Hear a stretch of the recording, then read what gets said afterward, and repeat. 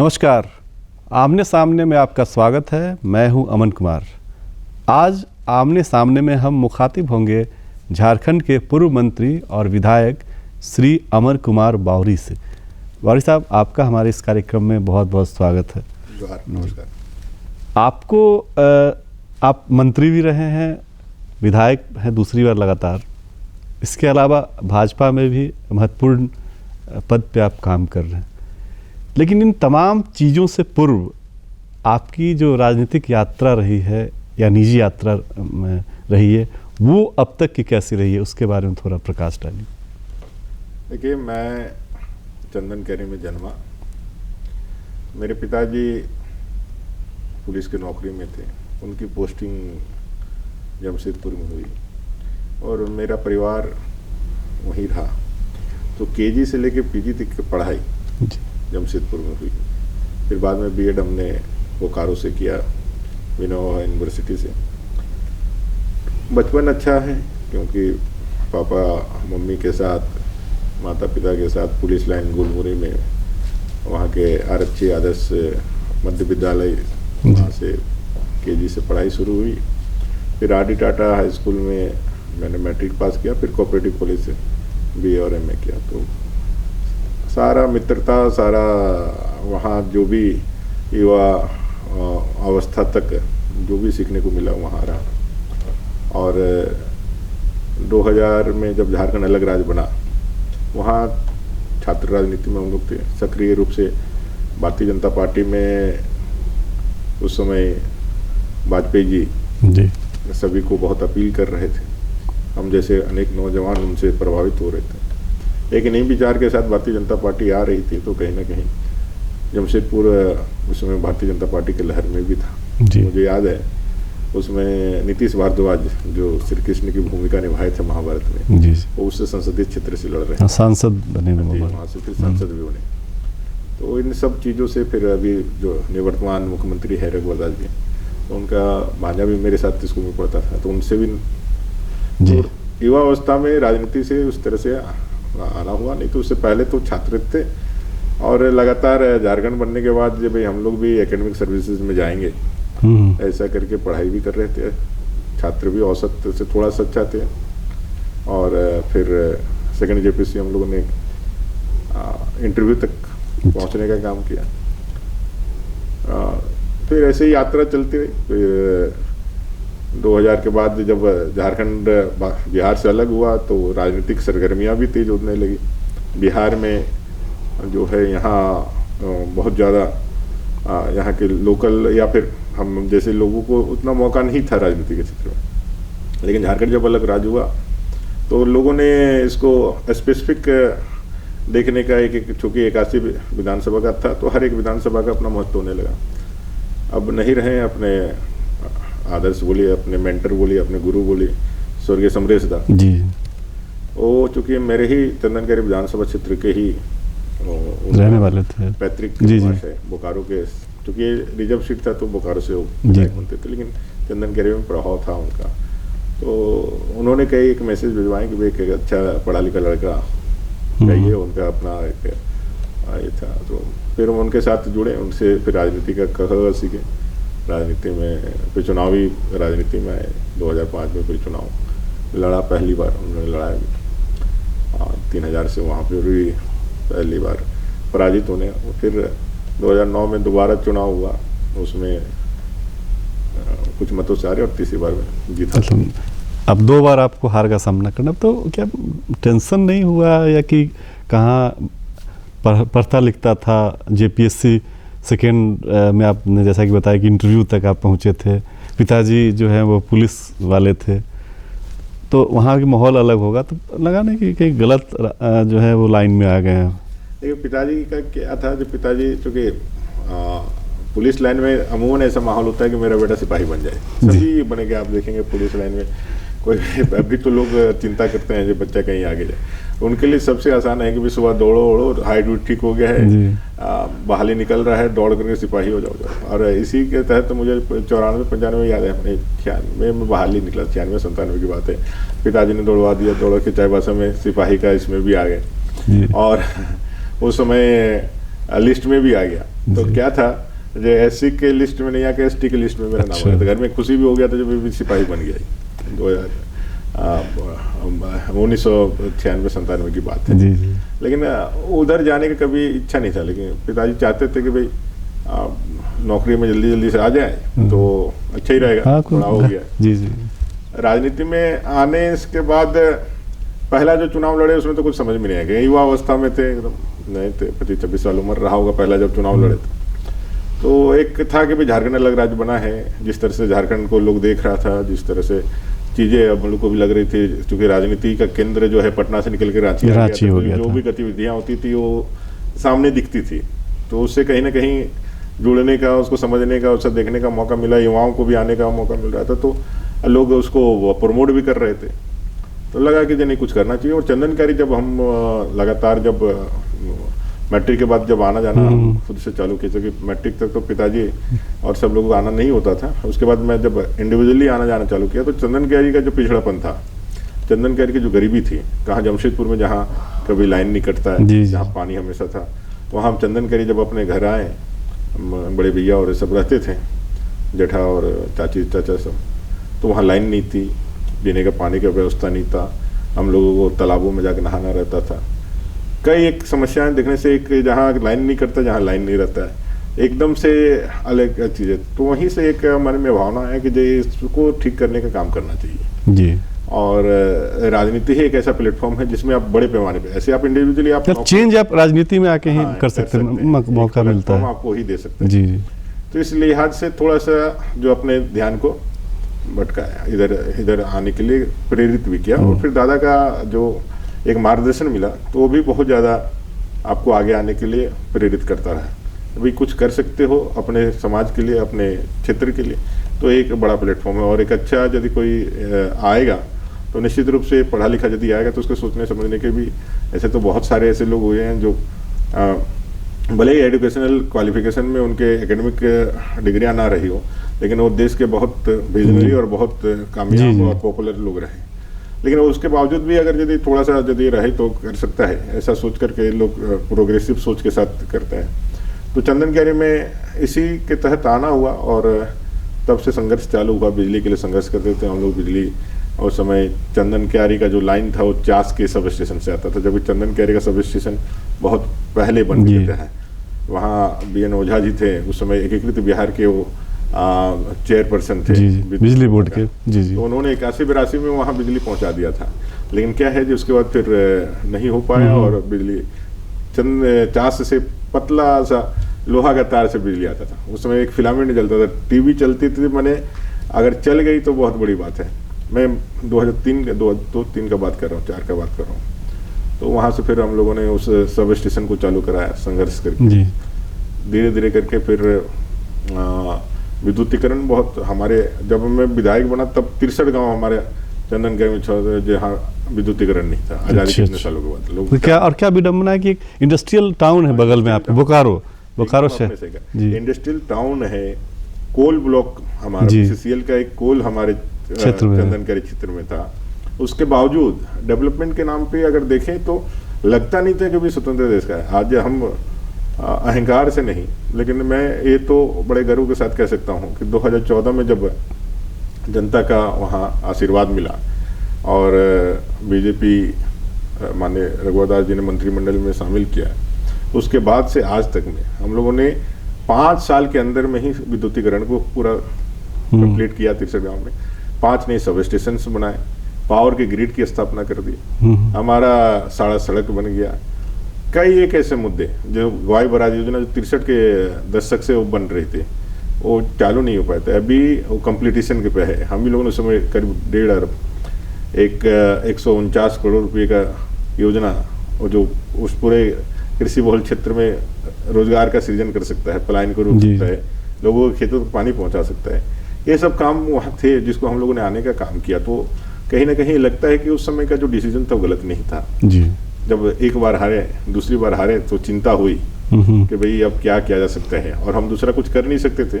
इसलिए बीएड मैंने किया। अच्छा, मतलब आप चुनाव हारने के बाद बीएड हारने के बाद की कि टीचर बन जाएंगे भाई, कहीं नहीं अगर नहीं होगा, कहीं जब घर तो चलाना है। परिवार शादी उदी का जब बात चलने लगा तो हम बोले जो भाई आगे यदि हमने कहा भाई 3 बार अटेम्प्ट लेंगे, अगर चंदन कह रही कि जनता को यदि विकल्प के रूप में हम स्वीकार हो जाएंगे तो ठीक है, तो उसके बाद और नहीं कहेंगे। 15 साल लोगों को समझने के लिए बहुत बड़ा चीज होता है, 10 साल तो हम मोटा मोटी दे ही दिए हैं। इसका तो लगेगा जो नहीं हम चंदन कार्य के लिए नहीं है, चंदन कार्य की जनता का एक्सेप्टेंस नहीं है तो जबरदस्ती उसके ऊपर क्यों जाना। तो तीसरा विकल्प एक सोच करके ही हमने किया। तो वहाँ से बीएड किया और फिर हाई स्कूल का एग्जामिनेशन निकला, उसमें सिलेक्शन भी हुआ। अच्छा, सोनाडी में मेरा पोस्टिंग था जी। लेकिन फिर समृद्धाई ने कहा अरे अगले बार आप विधायक बनोगे, टीचर वहाँ ज्वाइन करोगे तो यहाँ पे कौन काम करेगा। तो फिर मैंने भी नौकरी भी छोड़ दी। अच्छा, ये 2010-11 का रिजल्ट, 9-10 के बाद 11 में रिजल्ट आया, 10 में रिजल्ट आया था, तो नौकरी भी छोड़ दी। फिर पूरा डेडिकेशन के साथ लगे रहे। एक बड़ा टफ होता होगा, एक आम परिवार का व्यक्ति, कोई पॉलिटिकल बैकग्राउंड नहीं, बहुत टफ है जी। तो जो भी राजनीति है झारखंड की, कहा जाता है कि बहुत महंगा हो गया है, चुनाव लड़ना बहुत महंगा सौदा हो गया है। उसमें मैंने नए लोगों के लिए क्या देखते हैं संभावनाएं, कि आप तो खुद कई बार आप विचलित हुए, तो नए लोगों के लिए क्या संभावनाएं देखते हैं ऐसी स्थिति में? अर्थ का तो अभी बहुत बड़ा एक भूमिका रह गया है आज की राजनीति में। 2005 में जब चुनाव लड़े थे तो नॉमिनल कुछ पैसों के साथ ही हम लोग लड़े थे, जिसमें तीसरा पोजीशन में है। लेकिन 2009 का चुनाव आते आते वो कम से कम 10 गुना 20 गुना बढ़ा गया। ये तो राजनीति में इफेक्ट डाल ही रहा है। हाँ, अब अपना क्या है कि भाई राजनीति में परिवार है, साधारण परिवार, कोई बैंक बैलेंस है नहीं, लेकिन मेहनत थी, लोगों का एक्सेप्टेंस था। और पिताजी के पैसे का मैं तभी एटीएम आ गया था, तो एटीएम मेरे पास होता था। तो घर का एक पैसा जो है, मैंने जो घर का राशन उसन चले वो उतना तक है, और कुछ उसमें से महीने का हमें अपने राजनीति के लिए इस्तेमाल करता था। और साथ साथ अपने हित मित्र, प्रियजन, भाई बंधु, वो लोग भी लेके रहे। और उसी समय से एक हुआ कि जो संघर्ष का काल था, जमशेदपुर में रह करके चंदनकरी में आकर के, उस समय ही एक हुआ मेरा जो आज वार्डरोब आप देख रहे हैं, जीन्स और अभी शर्ट लगाते थे, गंजी और चप्पल। अच्छा, जीन्स के पीछे क्या था कि जीन्स जो है वो 2-4 दिन तक चल सकता है, बिना इस्त्री का चल जाता है। गंजी जो है बिना इस्त्री के चल जाता है।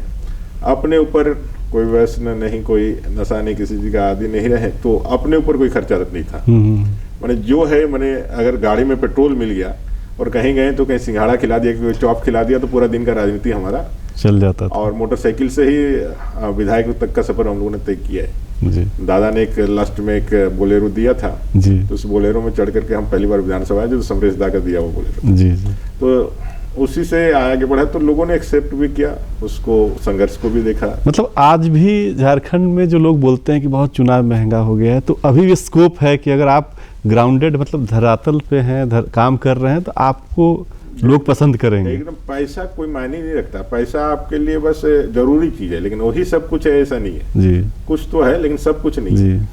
आज भी यदि कोई जमीन से जुड़ा हुआ व्यक्ति है तो उसको कोई पैसा वाला नहीं हरा सकता है। नहीं तो जितने भी बड़े धनपति हैं, धन कुबेर हैं, वही आज भारतीय राजनीति के सब चीज में बैठे रहते हैं जी। जो जनता के मुद्दों के साथ, जनता के सुख दुख में संघर्ष करेगा, जो जनता के हर कदम पर साथ खड़ा रहेगा, उसको लोग एक्सेप्ट करते हैं। उसको एक्सेप्ट करके लोग सर माथे में बैठाते हैं।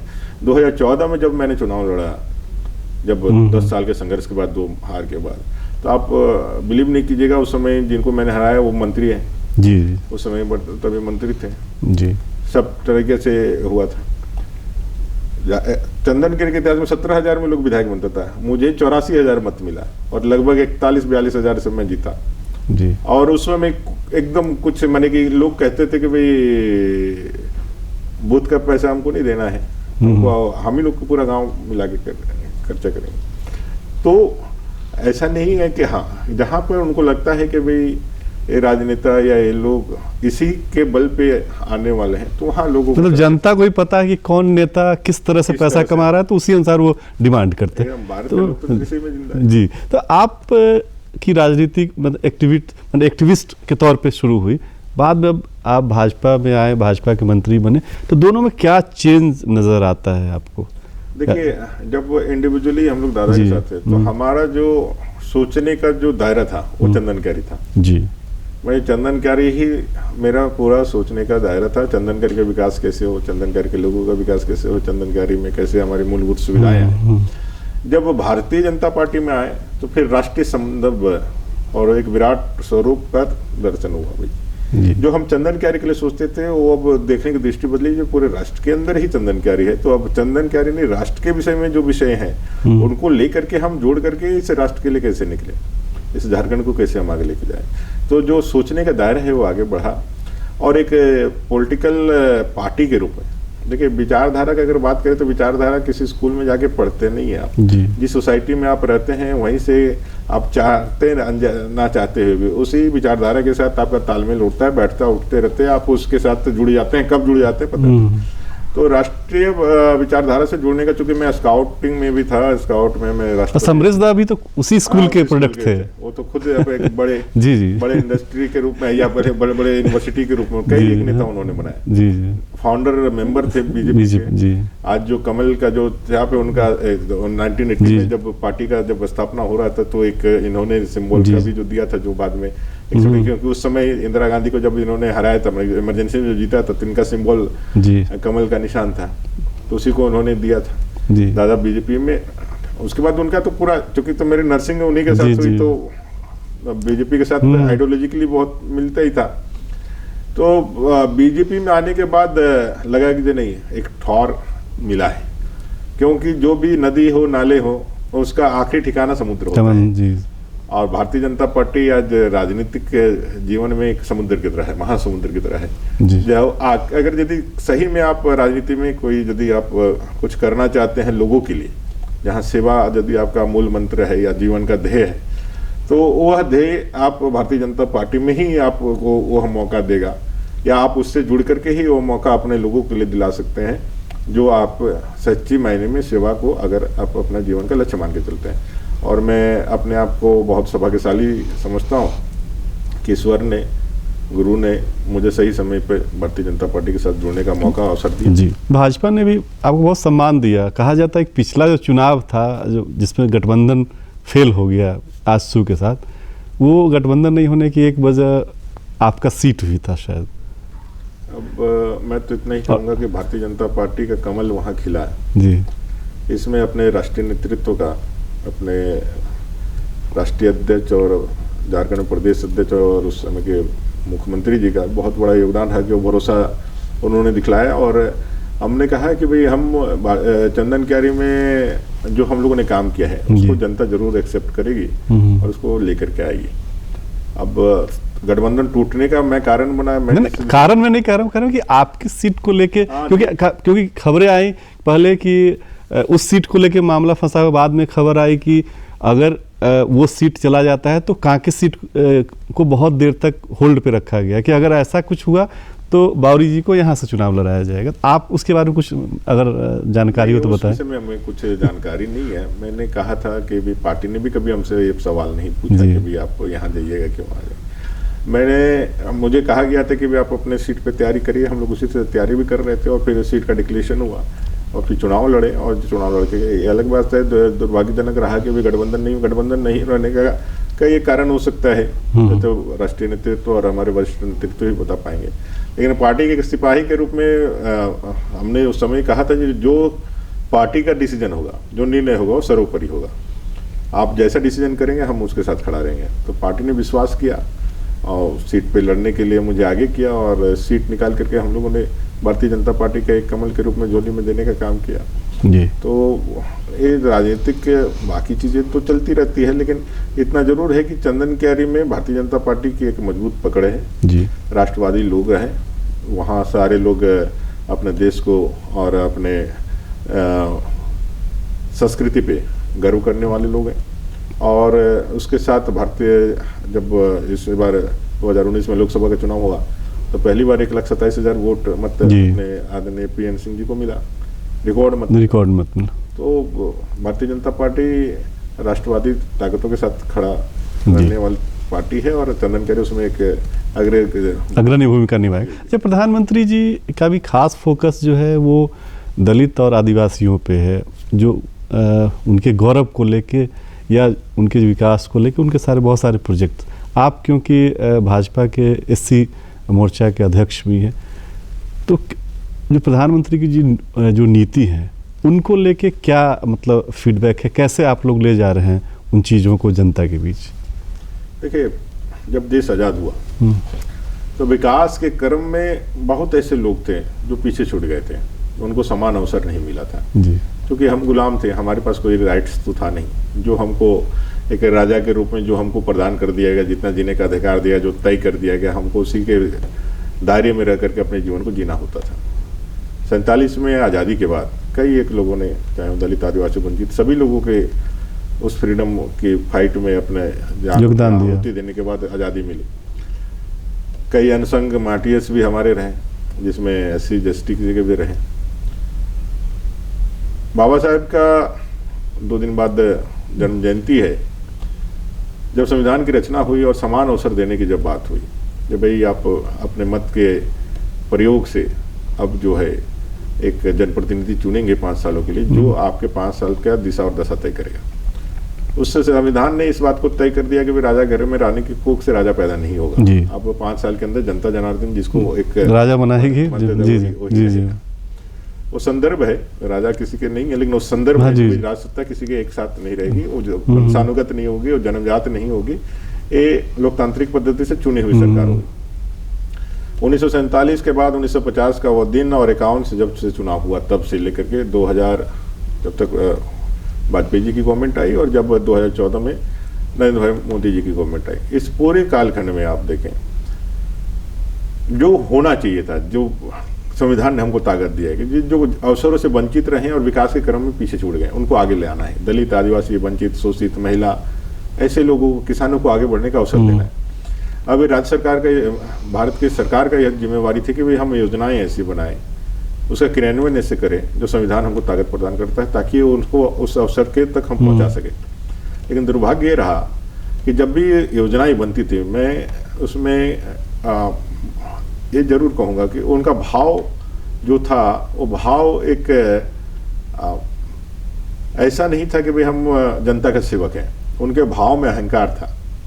जो वंशवादी राजनीति का जो मूल, जो एक बहुत बड़ा मैं कह सकता हूँ ड्रॉबैक है, जब भाई हम दे रहे हैं क्योंकि जनता ने मुझे चुना है, उनको लगता है कि हम राजा हैं, हमको योजना।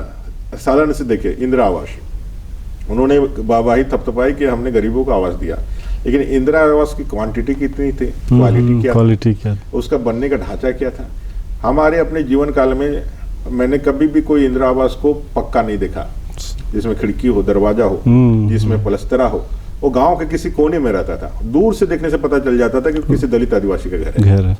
गांव से आइसोलेट करके बना था। वो गरीब पैदा हुआ, वो इस समाज में पैदा हुआ, उसको लगता था ये ठप्पा दे दिया है, घर दे करके मेरा, मैंने कुछ नहीं किया, लेकिन वो ठप्पा दे दिया। 5 गो 10 गो घर किसी कोने में बना करके आपने वाहवाही अपने पूरे देश के अंदर थपथपा लीजिए, मैं गरीबों को घर दे रहा हूँ, लेकिन हकीकत में आप घर नहीं दे रहे थे, आप अपने अहंकार की संतुष्टि कर रहे थे। मोदी जी जब आते हैं तो ही जो 45 लाख जो आवास है, 45,000 का आवास है, उसको 1.5 लाख 2 कमरों का पक्का मकान गांव के अंदर बनेगी, घर के अंदर बने, किचन दीजिए, उसमें गैस का कनेक्शन दीजिए, उसमें चावल दीजिए, उसमें आयुष्मान की योजना दीजिए, उसमें शौचालय दीजिए। ये सारी योजनाएं आने से क्या हुआ कि वो दलित भाई, वो जो वंचित भाई था, जो आदिवासी भाई था, उसकी क्वांटिटी भी क्या, जो पूरा सेचुरेशन करना है टाइम टारगेट के साथ। 2022 जब हम लोग पहुंचेंगे, देश की आज़ादी के 75 साल जब होंगे हमारे, जब वहाँ तक पहुंचेंगे, तब हमको एक भी ऐसा घर नहीं मिलना चाहिए जो कच्चा हो, सबको पक्का मकान बना कर दे। मोदी जी के इन प्रकल्पों से क्या हुआ कि भाई जो गरीब अपने जीवन को कोसता था कि भाई हम तो पैदा हो गए हैं, लेकिन यही नियति है मेरी। एक घर कोई नौकरी करता है तो अपना पक्का मकान बनाने में उसको पसीने छूट जाते हैं, रिटायरमेंट वाले पक्का। एक गरीब जो एकदम से, जिसका कोई नहीं, उसको मोदी जी के एक सहारा मिला, उसका घर बन करके तैयार हो, पक्का मकान बन करके तैयार हुआ, वो शान के साथ रहता है, उसका घर में कोई भूखे नहीं मरता है, उसको जो है चावल मिलता है, कोई बीमार टुकुर टुकुर नहीं देखता है, गहना गुड़िया नहीं रखता है। एक साधारण सा डिलीवरी के लिए यदि सीजरियन हो जाए तो 5,000 10,000 के लिए कर्जदार बनता था।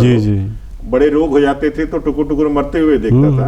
आज 5 लाख रुपया तक का आयुष्मान की योजना से लोग जो है बिलोर तक जा रहे हैं, दिल्ली तक जा रहे हैं और जाके इलाज करके आ रहे हैं। मरना और जियाना तो भगवान का बात है, लेकिन एक बाप के रूप में, एक बेटे के रूप में यह दिल को तसल्ली के मैंने इलाज कराया, ये तो करने का काम किया मोदी ने। और इसका लाभ ये हो रहा है, जब हम लोग नीचे तक जा रहे हैं तो लोग आज खड़ा हो रहे हैं और लोगों को समझ में आ रहा है उनके वोट का ताकत। जितने सालों से हम लोग वोट दे रहे थे, ये जो हमारा घर का पैसा था, पहले भी पैसा आता था, पहले उनका घर बनता था, उनकी तिजोरियां भरी जाती थी, लेकिन अब माने केंद्र में आप हैं, अब जो जी। है, तो ये लेकिन राज्य सरकार का क्या भूमिका इसको लेके है? नहीं, राज्य सरकार जो अभी है, ये राज्य सरकार भूमिका बोलिए तो अब कुछ है नहीं जी। परिवार को बचाने का काम, परिवार को आगे बढ़ाने का काम, लूटने का काम, भ्रष्टाचार को पहली प्रायोरिटी देकर के रखा हुआ है। आज जितनी भी घटनाएं हो रही हैं, जो भी चल रहे हैं, आप देख रहे हैं कि भाई आपका पूरा संथाल परगना का एक पहाड़ खत्म हो गया, बालू निकल गया, कोयला, माने अवैध धंधों का पूरा फेरिस्त है। मैं नहीं कर रहा हूँ, नहीं कि सत्ताधारी दल के विधायक भी कर रहे हैं, और हकीकत में आप जाकर के कर सकते हैं, लेकिन फिर भी हम किंग कर्तव्य विमूढ़ के रूप में देख रहे हैं। अब क्योंकि कार्यक्रम खत्म होने का वक्त आ रहा है, तो थोड़ा एक दो निजी सवाल की, क्या लोकसभा चुनाव लड़ने का मन है? नहीं, ऐसा है कि हम लोग भारतीय जनता पार्टी के समर्पित कार्यकर्ता है। पार्टी जिस दायित्व में रखी है उसी दायित्व में रहना है, और पार्टी ने जो दायित्व दिया है उसमें बहुत स्कोप है काम करने का। अभी बहुत सारा काम हम लोग कर रहे हैं और करने के लिए बाकी भी है। इस मत कहने मतलब कि आप स्टेट में ही रहना चाहते हैं? पार्टी जहाँ नहीं, वो ये तो बहुत कागजी मैंने ये ना, अभी झारखंड में काम करने के लिए बहुत कुछ बाकी है जी। तो झारखंड में जितने काम हैं उसके लिए हम लोग करने के लिए जो दायित्व दिया है उसको ईमानदारी से कोशिश कर रहे हैं। अभी बहुत सारे काम बाकी है जी। ये स्टेट में लीडरशिप को लेकर थोड़ा उहापोह की स्थिति, बहुत सारे लीडर हो गए हैं, आप किसको मान रहे हैं लीडर अपना? अब देखिए, अब क्या है, जो कहीं छोटे से स्कूल होता है तो वहाँ एक मॉनिटर होता है, यहाँ तो यूनिवर्सिटीज है, यहाँ तो डीन है, उसके अंदर में कई एक चल रहे हैं, लेकिन बस यही कि सभी लोग विचार से जुड़े हुए लोग हैं। आपको भी मन कर रहा है विभागाध्यक्ष बनने का?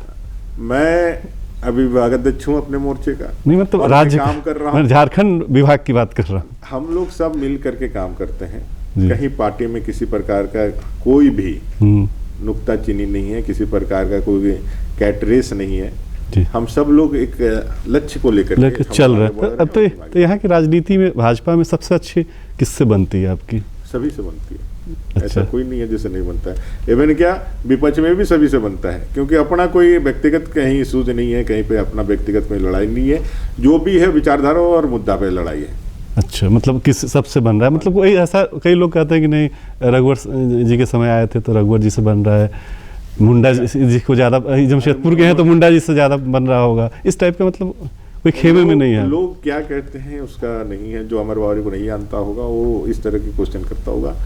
उनके मंत्रिमंडल में मंत्री थे तो स्वाभाविक रूप से प्रश्न तो लोग उठाते। जी, चलिए, बहुत बहुत शुभकामनाएं आपको आने वाले समय के लिए।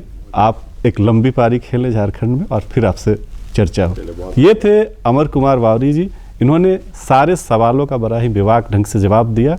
अगले सप्ताह फिर किसी दूसरे शख्सियत के साथ चर्चा करेंगे, तब तक के लिए पूरी टीम को आज्ञा दीजिए। नमस्कार। नमस्कार, जोहार।